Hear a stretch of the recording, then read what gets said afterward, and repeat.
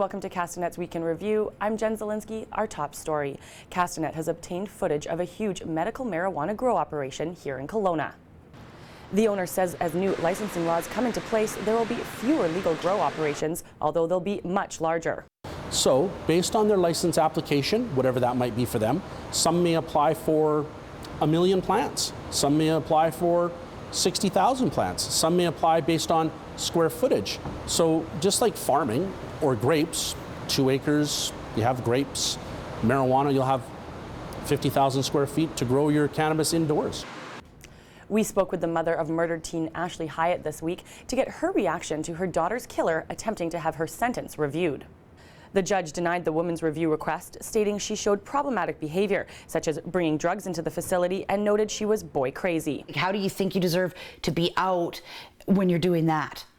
That, I think, more is what shocks me, is the shock value of, I don't deserve to be in jail. I took a life. I'm going to try to get out of jail while I'm doing this stuff in jail. You know what I mean? That doesn't even make sense to me.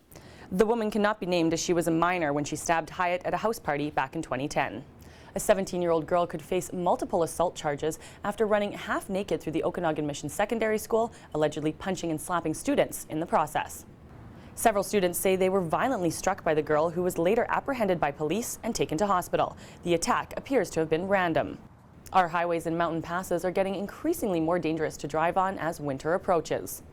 Now, in an attempt to ensure people slow down and adjust to road conditions, the RCMP and ICBC are teaming up to initiate a speed watch campaign. Well, what we see is in October, about 28 people are either killed or injured in speed-related crashes on the highway in the southern interior. And then that number actually triples to about 97 in December. ICBC also asked drivers to have an emergency kit in their vehicles in case they are stranded or in an accident this season. 2 years after being elected, Mayor Walter Gray came to our Castanet studios to sit down with reporter Wayne Moore and talk about everything from CN Rail to his political future.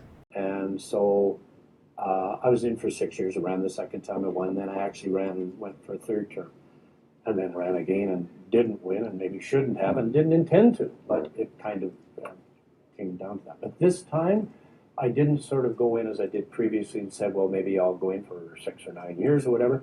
I went in and said, I will go in because I know that there are a couple of very, very good and competent people in this community that would be prepared to run for council as councillors if I ran for mayor.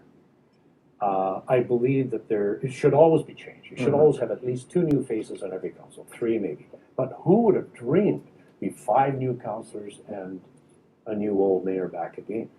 So it's not answering your question, but I will tell you this as an answer, and so call this the only scoop you'll get, and that is that I will make that decision public early in the new year.